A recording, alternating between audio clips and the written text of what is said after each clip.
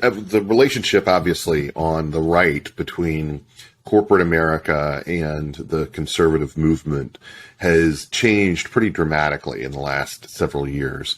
And one of the things that has become kind of a thing that I hear, not just from politicians or policymakers, but from voters now as well, is basically, why are we doing all these good things for business if they hate us, or they hate my values, or they hate, the things that I want to teach my children? Why are we giving them the benefits of policies, through, either tax policy, regulatory policy, any other kind of benefits that come from the state or the federal level? And a lot of legislators and policymakers have openly talked about rolling those back. We've seen, what's going on with Florida and Disney, for instance, but they also talk about it, of course, very much within the big tech space.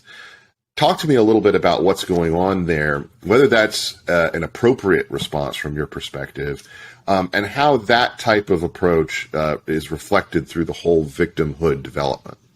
Yeah, it's a great question. I hear a lot of that these days. You put your finger on it pretty well, which is, well, why are we going to support them if they're going to start behaving this way? And I think it's the wrong framing. I think it misses the point.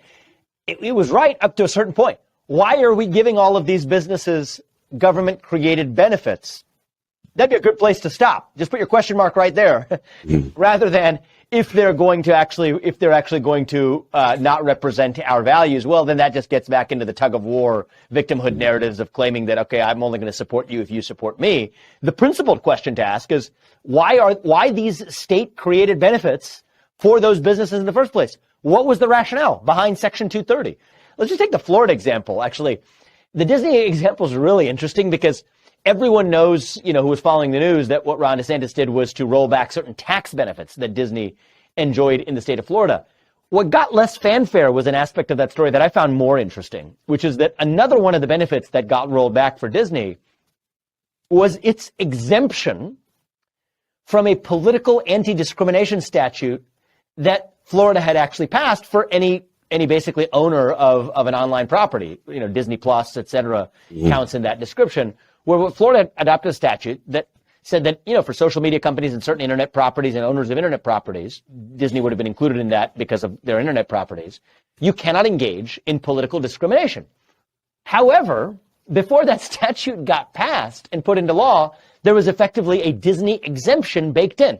The Disney exemption said that except if you happen to be operating a theme park more than 150 acres within this region of the state. It's like a Disney exception effectively codified into that otherwise political anti-discrimination statute that got a whole lot of fanfare in the state of Florida. This is a perfect case in point for why we shouldn't be asking the question of, well, why should Disney enjoy those special benefits if they're not going to behave the way we want them to behave? Just stop the question right in the middle and just say, why did Disney have those special corporate benefits in the first place? Why did Section 230 exist in the first place? Period. Not if they're going to use it to censor conservatives, but just on the principle of it, what was the rationale?